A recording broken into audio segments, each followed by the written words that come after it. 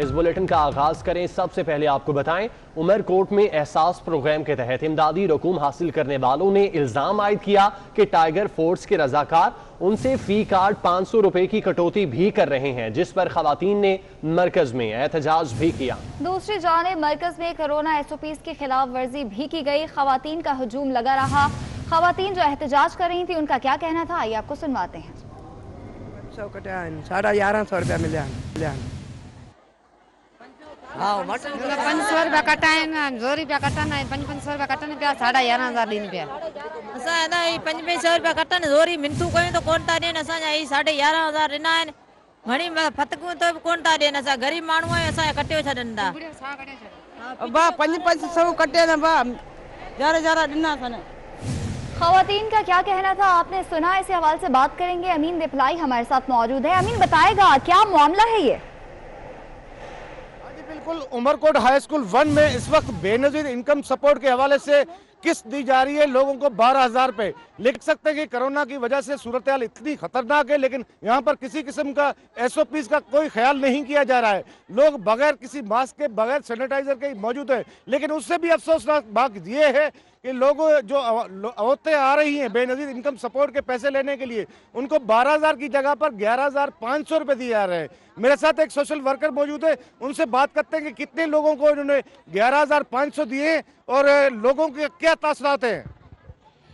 यहाँ पे जैसे मुझे मेरी बहन यहाँ पे आई थी तो उन्होंने मुझे शिकायत की कि यहाँ पे पैसे कट रहे हैं, तो मैं फौरन यहाँ पहुंची। एक तो SOPs पे जो कोई भी अमल नहीं हो रहा, कोई मार्क्स कोई किसी के पास मैंने नहीं देखा और कुछ लोगों के पास मार्क्स है। मगर अफसोसनाक खबर ये है कि यहाँ पे टाइगर फोर्स मौजूद है। वो बोल रही है कि इमरान खान के पैसे और हम लोग थीना तान के पैसे 500 काटेंगे, जो कि नाजायज है, गैर कानूनी है। जब ये पैसे 500 किसी से 1500 कटे गए, मैंने पुलिस को भी ये चीज दिखाई है, यहाँ पे रिपोर्ट करवाया है। किसी से 1000 रुपया लिया जा रहा है, किसी से 500 लिया जा रहा है। इन सब का यही कहना है कि यहाँ पर टाइगर फोर्स के जवान मौजूद हैं। वो बोल रहे हैं कि 500 रुपए एक कार्ड पर काटेंगे और ये हमारा हक है। लेकिन अफसोसनाक बात है कि गरीब लोगों के ज़कात के पैसे हैं जो कि इनको पूरे 500 रुपए काटना, तो इस उमरकोट में 70,000 के करीब कार्ड है, तो ये रकम कहां तक पहुंचेगी। इससे अफसोसनाक बात और कोई हो ही नहीं सकती। ठीक है, अमीन दिपलाई हमारे साथ मौजूद हैं। आपको बताएं कि उमरकोट में एहसास प्रोग्राम के तहत इमदादी रकूम हासिल करने वालों ने ये इल्जाम आयद किया है कि टाइगर फोर्स के रजाकार वहां पे मौजूद हैं और फी कार्ड पे 500 रुपए की कटौती भी कर रहे हैं। और इसी हवाले से खवातीन ने मरकज में ही एहतजाज किया है। उनका कहना है कि किसी से 500 रुपए लिए जा रहे हैं, किसी से 1000 रुपए लिए जा रहे हैं और किसी से 1500 रुपये भी लिए जा रहे हैं। और जो रजाकार हैं वो यही कह रहे हैं कि ये वजीर आजम इमरान खान के पैसे हैं, तो ये हमारा हक है। डिप्टी कमिश्नर उमरकोट नदीमुर रहमान मेमन का इस मामले पर क्या कहना है, आइए जानते हैं।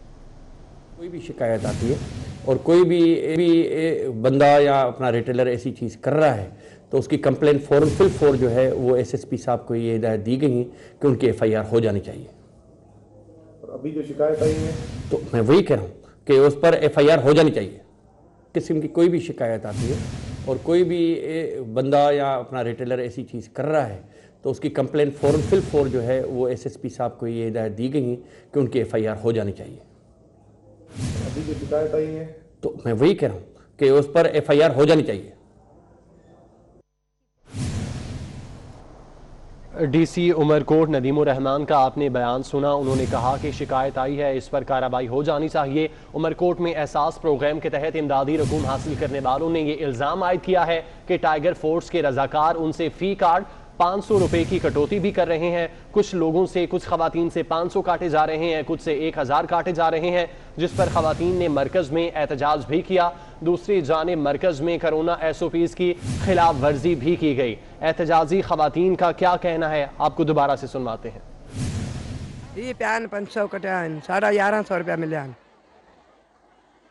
500 रुपया कटाएंगे, 2 रुपया कटाना है, 500 रुपया कटाने पे 11,500 दिन पे असा है ना 500 रुपया कटन जोरी मिनतू कहीं तो कोन ता देन असा 11,500 रिना है घणी फतकू तो कोन ता देन असा गरीब मानू है असा कटियो छडंदा बा 500 कटे ना बा जरा उमरकोट में एहसास प्रोग्राम के तहत इमदादी रकूम जो है वो बांटी जा रही थी और वहाँ पे ख़वातीन ये रकूम हासिल करने के लिए पहुँची थी और टाइगर फोर्स के रज़ाकारान जो हैं वहाँ पे मौजूद थे और ख़वातीन का ये कहना है, उन्होंने इल्ज़ाम आयद किया है कि टाइगर फोर्स के जो रज़ाकार हैं वो 500 रुपये लेते हैं, उसके बाद इस कार्ड पे वो कटौती कर रहे हैं और कई ख़वातीन ने वहाँ पे एहतजाज भी किया और उनका क्या कहना था अपने नाज़रीन तक हमने पहुँचाया और सबका यही कहना था कि 500 रुपये वो काट रहे हैं और किसी से उन्होंने 1000 रुपये भी लिए हैं और किसी से 1500 रुपये भी काटे हैं और रज़ाकार उनको यही कह रहे हैं कि वज़ीर-ए-आज़म इमरान खान के पैसे हैं, इसलिए इस पर हमारा हक है और इसके बगैर काटे बगैर हम आपको पैसे नहीं देंगे। और दूसरी जानिब कोरोना SOPs की खिलाफ वर्जी भी देखने में आई, वहाँ पे कोरोना SOPs की खिलाफ वर्जी की जा रही है और कई लोगों ने मास्क नहीं पहने हुए। बिल्कुल, हमने देखा कि हुकूमत कार्रवाइयाँ करती नजर आ रही है, कोरोना SOPs पर अमल दरामद कराया जा रहा है, लेकिन सूरत हाल ये है कि यहाँ पर कोरोना SOPs की खिलाफ वर्जी की जा रही है और इस हवाले से कोई कार्रवाई भी नहीं की जा रही। मजीद खबरें बुलेटिन का हिस्सा बनाएं। कराची में पाकिस्तान स्टील के मुलाजमीन जबरी बरतरफियों के खिलाफ सरापा एहतजाज हैं। मुजाहिरीन ने रेलवे ट्रैक पर धरना देकर ट्रैक को ब्लॉक कर दिया। मुजाहिरीन अपने मुतालबात के हक में शदीद नारेबाजी कर रहे हैं। मोहसिन सियाल हमारे साथ मौजूद हैं। मोहसिन, बताएगा इस वक्त क्या सूरत हाल है वहाँ पे? जी बिल्कुल, इस वक्त जो है तकरीबन 2 घंटे जो गुजर चुके हैं, लेकिन मुजाहिरीन जो है वो रेलवे ट्रैक को बंद कर दिया हुआ है। 3 से 4 ट्रेनें जो है वो ट्रैक के जो है दूरी पर जो खड़ी हुई हैं और मुजाहिरीन जो है वो धरना दे के बैठे हुए हैं।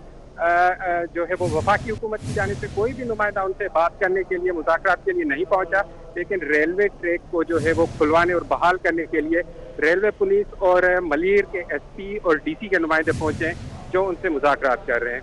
लेकिन मुजाहिरीन का जो कहना है वो कह रहे हैं कि जब तक वफाकी हुकूमत का नुमाइंदा या कोई मिनिस्टर बात करने के लिए नहीं पहुंचेगा, इस ट्रैक को नहीं खोला जाएगा। जी ठीक है, बहुत शुक्रिया आपका।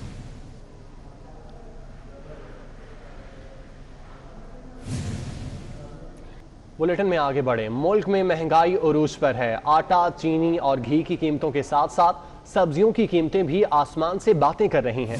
अदरक का तो जवाब ही नहीं, महंगी अदरक ने करा दी है सबकी तौबा तौबा। अदरक 500 रुपए किलो से जायद में फरोख्त हो रही है। इसी हवाले से बताएंगे कैसर खोकर जो कि इस वक्त सब्जी की दुकान पर मौजूद हैं। कैसर खोकर बताएगा।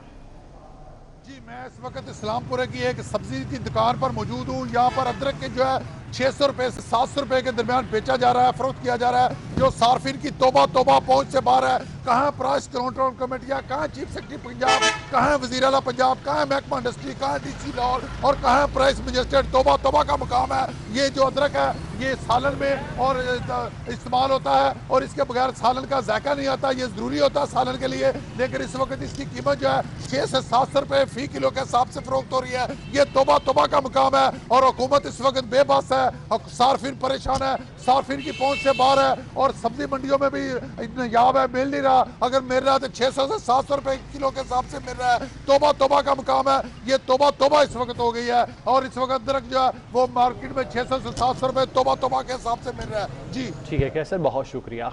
गुजरांवाला में जाली निकाहनामे की इंक्वायरी के लिए आने वाले शहरी पर खवातीन ने तशद्दुद किया और जूतों से पिटाई भी की।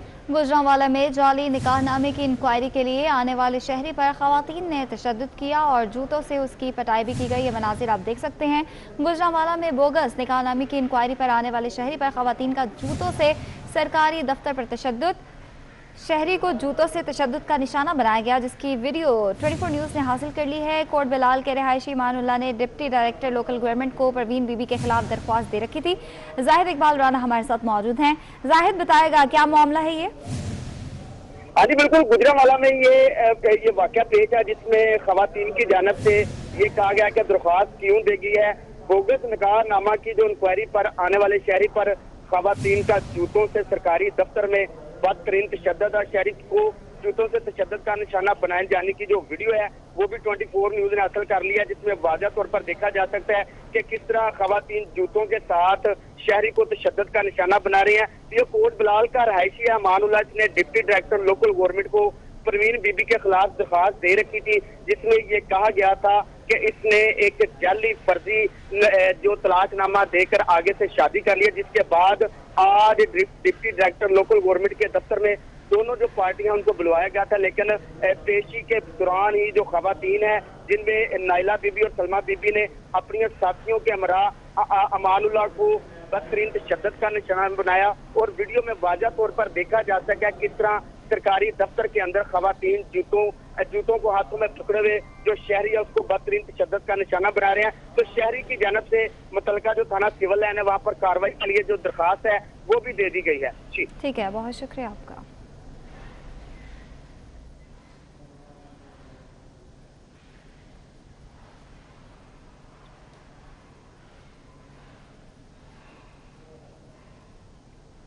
पीटीएम के सरबराह मौलाना फजलुर रहमान ने मुल्तान में पीपल्स पार्टी के रहनुमा यूसुफ रजा गिलानी के हमरा न्यूज़ कॉन्फ्रेंस के दौरान कहा कि हुकूमत के साथ किसी किस्म के मुज़ाकरात करने को तैयार नहीं। हुकूमत की रेट ख़त्म हो चुकी है, हुक्मरान सारे मामलात से लाताल्लुक हो चुके हैं। पीटीएम के इजलास में आइंदा का लाहे अमल तय किया जाएगा। तमाम ज़मीनी हक़ाइक़ को देख कर जो फैसला होगा उस पर अमल होगा। हम हुकूमत के साथ किसी किस्म के कोई मुज़ाकरात करने को तैयार नहीं है। हमने तमाम इम्कानात जो है वो मुस्तरद कर दिए हैं, लेकिन ताहम आइंदा मुस्तकबिल जो है उसका दारोमदार मैंने पहले भी अर्ज़ किया कि पीडीएम जिस तरह हालात बनाएगी और फैसले करेगी उसके मुताबिक हम आगे चलेंगे। हुकूमती रिट ख़त्म हो चुकी है और इस वक्त पाकिस्तान में अगर कोई गैर मुतल्लका है तमाम मामलात में वो इमरान खान है और उसकी सूबाई हुकूमतें हैं। तो जब अवाम के मामलात से और हुकूमत निज़ाम से ही वो तकरीबन लाताल्लुक़ हो गए हैं, ये है पीडीएम का और अवाम की तहरीक का नतीजा कि किस तरह हुकूमत इस वक्त एक गैर मुअस्सर चीज़ बन गई। 8 दिसंबर को पीडीएम का सरबराही इजलास होगा जिसमें पीडीएम में शामिल तमाम जमातों के सरबराहान शरीक होंगे और आइंदा की हिकमत अमली वो फिर पीडीएम के सरबराही इजलास ही में तय होगी। लॉन्ग मार्च चूँकि हमारे तहरीक में एक आखिरी ऑप्शन के तौर पर ज़िक्र है तो वो सारी चीज़ें हमारे सामने होंगी, तमाम ज़मीनी हक़ाइक़ हमारे सामने होंगे। उसके पादाश में फिर जो भी पीडीएम की क़यादत फैसला करेगी इंशाअल्लाह उस पर अमल दरामद होगा। साबिक सदर आसिफ अली जरदारी ने पीडीएम की क़यादत की जानिब से पीपल्स पार्टी के यौम तासीस में शिरकत पर शुक्रिया अदा किया। साबिक सदर ने कहा कि तमाम सियासी जमातों के कारकुनान को सलाम पेश करता हूँ। साबित हुआ कि सियासी कारकुन लाठी गोली और जेल से नहीं डरते। पार्लियामेंट की बालादस्ती और आइन की हुक्मरानी के लिए जद्दोजहद फतेहयाब होगी। इस हवाले से बात करेंगे। इरफान मलिक हमारे साथ मौजूद हैं। इरफान, बताएगा मजीद क्या कहना था साबिक सदर आसिफ अली जरदारी का? देखिए, साबिक सदर ने मजीद कहा कि इत्मीनान की बात है कि जमहूरियत का परचम नौजवानों ने संभाल लिया है। उनका कहना था कि एहतसाब की आड़ में सियासी क़यादत की किरदार कुशी के एजेंडे से मुल्क की साख मुतासिर हुई है। जमहूरियत और सियासी पार्टियों को कमजोर करने से कौमी यकजहती मुतासिर होती है।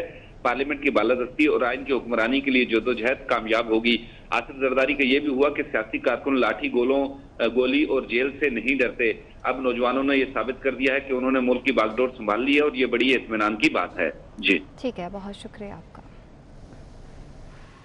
वजीर रेलवे शेख रशीद ने कराची सर्कुलर रेलवे मंसूबा 15 रोज़ में औरंगी टाउन में बहाल करने का दावा कर दिया, जबकि सिटी स्टेशन से औरंगी तक ट्रैक और फाटक का काम मुकम्मल ना हो सका। हमारे नुमाइंदा हबीब खान इस वक्त औरंगी स्टेशन पर मौजूद हैं, उनसे मजीद तफसीलात जानते हैं। हबीब, बताइएगा इस वक्त कितना काम मुकम्मल हुआ है? कराची सर्कुलर रेलवे मंसूबे का आगाज़ तो जो है वो वफाकी वजीर रेलवे शेख रशीद अहमद की जानिब से 19 नवंबर को किया गया, जिसमें पिपरी से जो है वो कराची सिटी स्टेशन तक ट्रेन सर्विस का आगाज़ किया गया और साथ ही उनकी जानिब से ऐलान किया गया था कि 15 रोज़ बाद इस सर्कुलर रेलवे को जो है वो औरंगी टाउन तक तोसी दी जाएगी। लेकिन मंसूबे के हवाले से अगर अभी भी बात की जाए तो औरंगी स्टेशन पर ही हम इस वक्त मौजूद हैं और तरक्याती काम तो यहाँ पर किया जा रहा है, लेकिन फिल वक्त के जो हालात हैं उनसे ये नहीं लगता कि आइंदा 2 रोज़ के बाद जो है वो ट्रेन यहाँ पर चल सकेगी। वफाकी वज़ीर रेलवे ने जो है वो दावा किया था कि 15 रोज़ बाद जो है वो शहर के जो औरंगी टाउन तक के स्टेशन हैं कराची सर्कुलर रेलवे उन सब स्टेशन पर जो है वो जा सकेगी। लेकिन इस वक्त अगर बात की जाए ट्रैक की तो ट्रैक पर भी जो है वो इस तरह के इकदाम नहीं किए जा सके कि ट्रेन यहाँ पर तेज़ रफ्तारी के साथ 40 से 50 किलोमीटर फ़ी घंटे की रफ्तार से भी जो है वो चल सके। जबकि अगर स्टेशन और दीगर इसके सूरत हाल बात करें, जहाँ पे फाटक लगाने थे वहाँ पे फाटक अब तक नहीं लगाए जा सके हैं। साइट एरिया हो, गनी चौरंगी हो, इसके अलावा माड़ीपुर रोड पर गुलबाई पर जहाँ पर मेन मरकज़ है, गुजरगाह है, वहाँ से हैवी ट्रैफिक की, वहाँ पर अब तक जो है वो किसी किस्म किस्म के जो है वो बाड़ नहीं लगाया जा सकी है कि आइंदा 2 से 3 रोज़ बाद अगर ट्रेन चलाई जाएगी तो उस सर्विस को किस तरह से जो है वो बहाल किया जाएगा। अगर स्टेशन की सूरत हाल के हवाले से बात करें तो कुछ स्टेशन पर तरक्याती काम तो किया जा रहा है, लेकिन इस वक्त भी जो है वो सूरत हाल काफ़ी गंभीर दिखाई दे रही है और यही लगता है कि आइंदा 2 रोज़ बाद इस जो कराची सर्कुलर रेलवे के ट्रैक पर जो बहाली है वो मुमकिन नहीं हो सकेगी। बहुत शुक्रिया आपका। कराची के मुख्तलिफ इलाकों में बरसाती नाले कायम है। कोरंगी में कायम 3 किलोमीटर तवील नाले की बाउंड्री वॉल ही नहीं है, जिसके बायस हादसात रोनुमा होते रहते हैं। इसी हवाले से बताएंगी आदिया नाज। जी आदिया। बिल्कुल, शहर कायद बेशतर मसाइल शहर कायद में जो है वो जन्म लेते रहे हैं। कराची का इलाका कोरंगी के अंदर मौजूद है नासिर कॉलोनी, जो कि मसाइल का गढ़ है और यहाँ पर दीगर मसाइल की तरह, ये मेरे बैक पर आपको मेरा कैमरामैन दिखाए तो ये नाला है। ये नाला कोरंगी से वहाँ जो कट है नासिर कॉलोनी वहाँ से शुरू होता है और वहाँ से होता हुआ ये आबादी से इस तरफ को मूव करता है लेफ्ट साइड को। और इस पूरे नाले की अगर जो लंबाई है, मेरी कुछ लोगों से बात हुई तो बताया कि ये 3 किलोमीटर तवील नाला हो सकता है और इस 3 किलो तवील नाले के जो है 3 किलोमीटर तवील नाले की बाउंड्री वॉल नहीं बनाई गई है। बाउंड्री वॉल ना होने की वजह से यहाँ पर अक्सर और बेशतर हादसा रूनुमा होते रहते हैं। कभी कोई बच्चा अंदर गिर जाता है, कभी कोई गाड़ी अंदर गिर जाती है। इलाके के अंदर लाइट का बंदोबस्त नहीं है। ऊपर अगर आप देखें यहाँ पर ये जो मुनासिब लाइट बंदोबस्त होता है रोशन करने का गलियों को, वो भी रात में तारीकी का मंजर पेश करता है और यही वजह जो है वो हादसा का सबब बनती है। मेरे साथ कुछ लोग मौजूद हैं, इनकी आप बात कराएंगे। जी हाँ, बहुत होते हैं ना, मैं आपको बता रहा हूँ कि ये रोज का मामूल है। 24 आवर के अंदर ये मोटरसाइकिलें भी जा रही हैं, बच्चे भी जा रहे हैं, बुढ़े जो खवातीन हैं या बुढ़िया हैं वो सब गिर रहे हैं। कोई देखभाल नहीं है यहाँ पे किसी किस्म की भी। लोग आते हैं, वोट लेते हैं, चले जाते हैं, हम आएंगे, कल आएंगे, आ जाएंगे, कोई भी नहीं आता। बिल्कुल, इलेक्शन के दिनों में इस इलाके के अवाम से, गरीब अवाम से वोटों के तकाजे तो जरूर किए जाते हैं और मसाइल के हल के वादे और दावे भी किए जाते हैं, लेकिन वोट ले जाने के बाद फिर यहाँ पर कोई आकर पलट कर इनका हाल देखने को गवारा नहीं करता। आदिया, बहुत शुक्रिया आपका। वजीर आजम के घर देने के वादे सिर्फ वादे। नया पाकिस्तान हाउसिंग स्कीम के तहत फैसलाबाद में एक घर भी ना बन सका। फॉर्म जमा किए 2 साल गुजर गए, मगर फैसलाबाद का नाम पहले फेज से ऐसा निकला कि फिर शामिल ना हो सका। इसी पर मजीद बता रहे हैं मोहम्मद रमजान मिर्जा। रमजान, बताइएगा। पाकिस्तान की जानिब से दावे भी किए गए और वादे भी किए गए कि बेघरों को छत दी जाएगी, लेकिन फैसलाबाद इस वक्त 2 साल हो चुके हैं। नया पाकिस्तान हाउसिंग जो कि पहले फेज़ में ही फैसलाबाद को शामिल किया गया था, ताहाल एक घर की बुनियाद भी नहीं रखी जा सकी। इस हवाले से हुकूमत पंजाब की जानिब से ये फैसला किया गया था कि फैसलाबाद को पहले फेज़ में रखते हुए फैसलाबाद में जो है वो हज़ारों घरों की तामीर का मंसूबा बनाया जाएगा। इस हवाले से साबिक सेक्रेटरी हाउसिंग नसीम सादक ने फैसलाबाद के कई दौरे किए, नदीम महबूब ने भी फैसलाबाद का दौरा किया। इसके साथ साथ जो वज़ीर हाउसिंग हैं उन्होंने भी फैसलाबाद में कई एक जगहों पर दौरा किया और यहीं से नया पाकिस्तान हाउसिंग का जो था वो आगाज़ किया गया। लेकिन दिलचस्प बात यह है कि ताहाल ना तो किसी एक जगह की सिलेक्शन हो सकी और ना ही उसके ऊपर किसी किस्म का काम हो सका। 80,000 से ज़ायद ऐसे अफराद जो कि ख्वाहिशमंद थे कि फैसलाबाद में घर बनाएंगे, उन्होंने यहाँ पर फॉर्म्स भी जमा करवाए, यहाँ पर करोड़ों रुपए भी जमा किए, लेकिन फिल वक्त भी नज़र नहीं आ रहा कि फैसलाबाद में कोई एक भी घर बन सकेगा, क्योंकि हुकूमत इस मामले में संजीदा दिखाई नहीं दे रही। ठीक है, बहुत शुक्रिया आपका। दफ्तर खारजा ने इश्तिहारात की तामील के शवाहिद इस्लामाबाद हाई कोर्ट में जमा करवा दिए। रॉयल मेल के जरिए इश्तिहारात की तरसील की तस्दीक शुदा रसीद भी जमा कर दी है। 6 नवंबर को रॉयल मेल के जरिए इश्तिहारात पहुंचाए गए थे। दफ्तर खारजा ने इश्तिहारात की तामील के शवाहिद इस्लामाबाद हाई कोर्ट में जमा करवा दिए हैं। रॉयल मेल के जरिए इश्तिहारात की तरसील की तस्दीक शुदा रसीद भी जमा करवा दी गई है, जबकि 6 नवंबर को रॉयल मेल के जरिए इश्तिहारात पहुंचाए गए थे।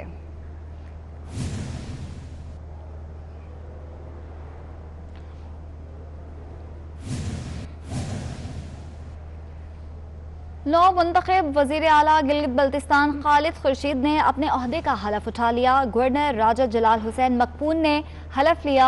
हलफ बर्दारी की तकरीब में स्पीकर, डिप्टी स्पीकर और अरकान असम्बली और PTI के रहनुमाओं ने शिरकत की। नौ मुंतखब वजीर आला गिलगित बल्तिस्तान खालिद खुर्शीद ने अपने ओहदे का हलफ उठा लिया है। उमर फारूक हमारे साथ मौजूद हैं। उमर, बताएगा इसकी डिटेल्स। जी बिल्कुल, ये वज़ीर आला गिलगित बल्तिस्तान खालिद खुर्शीद ने गिलगित बल्तिस्तान असम्बली की 5वीं वज़ीर आला के तौर पर अपना हलफ आज उठा लिया है। गवर्नर गिलगित बल्तिस्तान राजा हुसैन खान मकबून ने 9 मुंतखब वज़ीर आला खालिद खुर्शीद से इनके होने का हालत लिया है। जी ठीक है, बहुत शुक्रिया आपका। मुस्लिम लीग नून की शहबाज शरीफ और हमजा शहबाज की पैरोल पर रिहाई की मुद्दत में तौसी की दरख्वास्त मुस्तरद कर दी गई। दरख्वास्त महकमा दाखिला पंजाब को दी गई थी।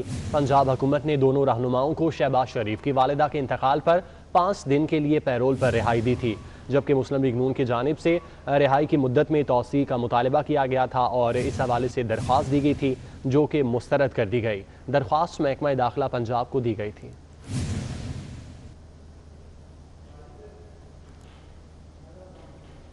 अपोजिशन लीडर मियां शहबाज शरीफ से मुख्तलिफ सियासी रहनुमाओं की मुलाकातें जारी हैं।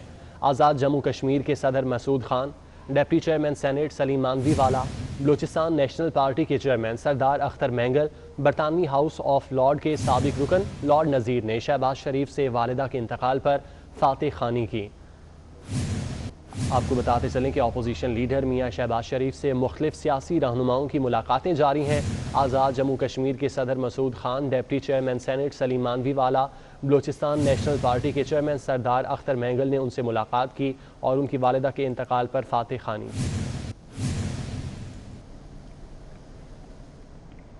कराची में मुनशियात फरोशों के खिलाफ क्रैकडाउन का फैसला कर लिया गया। इंटेलिजेंस इदारों ने मुनशियात के मगरमच्छ ग्रुपों की फहरिस्त तैयार कर ली है। फहरिस्त में 26 ग्रुप्स की निशानदही कर ली गई है। कराची में मुनशियात फरोशों के खिलाफ क्रैकडाउन का फैसला कर लिया है। इसके हवाले से बताएंगे दानियाल सैयद। जी दानियाल। जी बिल्कुल, कराची पुलिस चीफ और सिविल इंटेलिजेंस इदारे ने शहर में जराइम पेशा अनासिर जो हैं, जो मंशियात फरोश हैं, उनके खिलाफ भरपूर क्रैकडाउन करने का फैसला किया है। कराची पुलिस चीफ ने कराची के तमाम DIGs को, SSPs को हिदायत की है कि वो 8 रोज़ के अंदर जितने मंशियात फरोश हैं कराची के अंदर जो बड़े पैमाने के ऊपर काम कर रहे हैं, उनको गिरफ्तार करके रिपोर्ट कराची पुलिस चीफ को पेश की जाए। सिविल इंटेलिजेंस इदारे ने तमाम तर जो रिपोर्ट्स है वो मुरतब करके कराची पुलिस चीफ को भेज दी गई हैं, जिसमें निशानदही की गई है कि 26 गिरोह की निशानदही हुई है, जिनमें मुल्ज़िमान जो हैं वो कराची, कोयटा, पंजाब और अंदरूनी सिंध से उनका ताल्लुक है। जो मंशियात यहाँ पर लाई जाती है उसे बड़े पैमाने पर फ़रोख्त की जाती है। 134 मंशियात फरोश हैं, जिसमें ख़वातीन भी शामिल हैं, बच्चों का भी इस्तेमाल किया जाता है। 8 रोज़ के अंदर इन तमाम मुल्ज़िमान की गिरफ्तारी की हिदायत दी गई है। साथ ही साथ इलाके भी बताए गए हैं कि कराची के किस डिस्ट्रिक्ट में किस मकाम पर कौन सा गिरोह सरगर्म है जो मंशियात फरोशी में मुलविस है। कराची पुलिस चीफ की सरबराही में इजलास भी हुआ, जिसमें इस बात का जोर दिया गया है कराची पुलिस चीफ की जानिब से कि फौरी तौर पर कराची में मंशियात फरोश जो हैं उनके खिलाफ क्रैकडाउन किया जाए। पुलिस की नफरी फराम की गई है तमाम तरफ सरान को कि पुलिस उन मकामात पर रेड करे और मुल्ज़िमान को गिरफ्तार करे। साथ ही साथ जो मंशियात कराची के दीगर इलाकों में जो तरसील जो हो रही है, उस तरसील के नेटवर्क को भी तोड़ने की हिदायत की गई है। और कराची पुलिस चीफ का कहना है कि फलीन बुनियादों के ऊपर इन मंशियात फरोशों के खिलाफ क्रैकडाउन। बहुत शुक्रिया आपका। मेरा रास्त लिए चलेंगे। वज़ीर तालीम सिंध सईद गनी लाहौर में मीडिया से गुफ्तगू कर रहे हैं। नहीं था, हमने चंद घंटे में ट्रक पर साउंड सिस्टम लगाया है और उसके बाद जाकर वो जलसा किया है। अब उसके बाद भी अगर कोई कहता है कि जी ग्राउंड में नहीं घुस सके, तो भाई दीवारें तोड़ के हम कोई टैंक लेकर तो आए नहीं थे। हम निहत्ते लोग थे, सियासी कारकुन थे, जहाँ जगह मिली इकट्ठे हुए जलसा कर दिया, लेकिन वो कह रहे थे कि नहीं कर सकते हैं, हमने करके दिखा दिया। यानी साहब, आसिफा भुट्टो की एंट्री हुई मुल्तान जलसे में, आगे भी वो शिरकत करती रहेंगी या बिलावल की जगह पे हाजिरी हुई? देखिए, आसिफा बीबी को पॉलिटिक्स में इंटरेस्ट है और उनके अंदर अल्लाह ताला ने सियासी शौर भी रखा है, जिस तरह उनकी पूरी फैमिली में है, तो वो पॉलिटिक्स में इंटरेस्ट लेती हैं। वो पहले भी इलेक्शन कैंपेन्स में निकलती रही हैं। कल एक बड़े जलसे से उन्होंने पहली मरतबा ज़रूर खिताब किया है, लेकिन ये आसिफा भुट्टो ज़रदारी साहब का पहला खिताब ज़रूर था, आखिरी नहीं था। और इंशाल्लाह ताला आपको आने वाली दिनों में आसिफा भुट्टो ज़रदारी साहिबा पाकिस्तान की सियासत में बहुत फाल और मौसर एक किरदार के तौर पर नजर आएंगे। अच्छा, आपकी साबका कुलीग है फिरदौसा शेखवान, वो ये कहती हैं कि ये जो मरूसी सियासत है उसका एक तसलसल है इनकी एंट्री। मेरे भाई, ये फैसला किसने करना है? पाकिस्तान की आवाम ने करना है ना। मैं भुट्टो तो नहीं हूँ, मेरे ऊपर जबर तो नहीं है कि मैं शहीद भुट्टो के बाद, बीबी के बाद फिर उनके बच्चों के पीछे फिरूँ। मेरी सोच मुझे कहती है, मेरा जहन मुझे इजाज़त देता है, मेरा सियासी शौर मुझे इजाज़त देता है कि मैं उनको फॉलो करूँ। ये गन पॉइंट पर तो कोई फॉलो नहीं करा रहे हैं। ये जितने दोस्त खड़े, अजीज़ रहमान चंद साहब खड़े, उन्होंने ज़िंदगी गुजार दी, कोई इनसे गन पॉइंट पर कह रहे हैं कि बिलावल के पीछे चलो, कोई इनसे गन पॉइंट पर फैसले करा रहा है। तो ये पाकिस्तान की आवाम की सोच है और ये मैं समझता हूँ कि अल्लाह का शुक्र है कि हमारे पास भुट्टो फैमिली जैसी दिलेर और विजन रखने वाली फैमिली है, जिन्होंने पाकिस्तान के मुख्तलिफ लोगों को, मुख्तलिफ सूबों को जोड़ा हुआ है, जो पाकिस्तान के सूबों के दरमियान अदम इत्तफाक पैदा होता है उसको ख़त्म करते हैं, मोहब्बतें बढ़ाते हैं। तो ये तो अल्लाह की नेमत है, ये तो किसी भी मुल्क की ताकत होती है। लेकिन ये जो मैं कह रहा हूँ ना, जो सियासी तौर पर बचूंगड़ों किस्म के लोग हैं, मुसीबत ये है कि PTI में जो जाता है, जब तक वो भंड ना मारे तब तक वो PTI में सर्टिफाइड नहीं होता। तो जब तक वो बेवकूफ़ी की बातें ना करें, जब तक वो जाहिलाना बातें ना करें, जब तक वो अखलाक से गिरी हुई बातें ना करें, जब तक वो गालम गलोच ना करे, तो इमरान खान उसको शाबाशी नहीं देता। तो इमरान खान का शेरू बनने के लिए सब इस तरह के भंड मारते रहते हैं, बेवकूफ़ी की बातें करते रहते हैं, लिहाजा उनको शाबाशी मिलती है। लाहौर में मीडिया से गुफ्तगू कर रहे थे। रजिस्टर कराया है, उस रजिस्ट्रेशन का जो मकसद है, उस मकसद यही है कि सूबे सिंध के अंदर जितने भी मजदूर हैं, जिन जिन के हकूक़ हैं, जिनको उनकी तनख्वाह नहीं मिल रही है जितनी डिसाइडेड है, अगर उनके ड्यूटी के औकात ज़्यादा हैं और वो औकात से बढ़कर उनसे काम लिया जा रहा है, तो पाकिस्तान तहरीक इंसाफ की फेडरेशन मौजूद है, पाकिस्तान तहरीक इंसाफ की लेबर विंग मौजूद है। और हम चाहते हैं कि जिन जिन को ये मसाइल दरपेश हैं, जो ये फेस कर रहे हैं, जिनको उनके हकूक़ हमसे रब्ता करें। देखें, एक तरफ तो इस वक्त पाकिस्तान के अंदर एक बहुत बड़ा आप देख रहे हैं कि एक इंडस्ट्रीज़ का बूम आया हुआ है, और पाकिस्तान की जितनी भी इंडस्ट्रीज़ हैं वो इस वक्त एक बहुत बड़ी तादाद के अंदर जो है उनको ऑर्डर्स भी मिले हुए हैं। आपके एक्सपोर्ट्स जो हैं इस वक्त पाकिस्तान के अंदर वो ज़्यादा हो गए, आपकी इंपोर्ट्स कम हो गई हैं। पिछले 3 महीने में इन्हीं वजूहात के बिना पे आपकी वफाकी हुकूमत ने 1 रुपया भी जो है वो कर्ज नहीं लिया है, और इस वक्त आपकी आमदनी जो है वो आपके खर्चों से बढ़ गई है। ये सारी चीज़ें साबित करती हैं कि इस वक्त पाकिस्तान जो है वो तरक्की की राह की तरफ चल रहा है। ये सारी चीज़ें साबित करती हैं कि वज़ीर आज़म इमरान खान की जो रहनुमा PTI खुर्रम शेर जमान मीडिया से गुफ्तगू कर रहे हैं। फैसलाबाद में महकमा सोशल वेलफेयर की एंटी बैगर मुहिम कामयाब न हो सकी, अहम शाहराहों पर भिखारियों का राज है। मजीद तफसीलात बता रही हैं शाहिदा घुम्मन। शाहिदा, बताइएगा क्या सूरत हाल? जी बिल्कुल, फैसलाबाद में हर चौक चौराहे पर ये गदागरों की भरमार नज़र आती है। वो चाहे स्टेशन चौक हो, लारी अड्डा हो, समुद्री रोड हो, मिलत रोड या कोई भी अहम मेन शाहरा, वहाँ पर जो है वो जैसे ही सीने लगता है ये पेशेवर बकारी जो है वो आन मौजूद होते हैं। और ख़ास तौर पर जो ख़वातीन वो तो फ्रंट लाइन पर बच्चों के हमरा दिखाई देती है और मांगते हुए दिखाई देती है। ना सिर्फ इससे जब ट्रैफिक की रवानी मुतासर होती है, तो बल्कि इसके साथ साथ जो है वो एक्सीडेंट का खर्चा भी जब बढ़ जाता है। मेरा कैमरामैन आपको दिखा सके तो अभी भी ये बुजुर्ग जो कि बैठा मांग रहा है, जो कभी तो लारी अड्डे पर नज़र आता है और कभी जो है वो स्टेशन चौक पर होता है। और सोशल वेलफेयर की जानिब से जो है वो एंटी बैगर्स वॉन तकरीबन 1 साल पहले शुरू की गई थी, लेकिन वो 1 साल गुजर जाने के बावजूद भी उनकी ये मुहिम जो है वो नाकाम होती हुई दिखाई दे रही है। कहीं पर भी इन पेशेवर गदागरियों, पेशेवर बकारियों को जब लगाम नहीं डाली जा सकी और जो है इस वक्त बिल्कुल भी भरमार नज़र आ रही है। और शहरियों की जानिब से मुतालबा किया जा रहा है कि हुकूमत को चाहिए, ज़िले इंतज़ामिया को चाहिए कि कोई ऐसा लाहे अमल तैयार किया जाए इनके लिए कि अगर सोशल वेलफेयर वाले इन गदागरों को पकड़ते हैं, इनको जो है वो इनकी ऑपरेशन करके इनको पकड़ा जाता है, तो कोई ऐसी जगह होनी चाहिए ताकि इनको रखा जा सके, इनकी काउंसलिंग की जा सके और इन्हें जो है वो मांगने से रोका जा सके और वो लोग जो कि हकदार हैं उन तक। ठीक है, बहुत शुक्रिया आपका। खबरों की तफसीलात आपने जानी। न्यूज़ स्टूडियो से फिल वक्त इतना है। आप हमारे बुलेटिन YouTube पर बराह रास्त देख सकते हैं। सब्सक्राइब कीजिए youtube.com/24newsht। हम वापस आएंगे हेडलाइंस के साथ।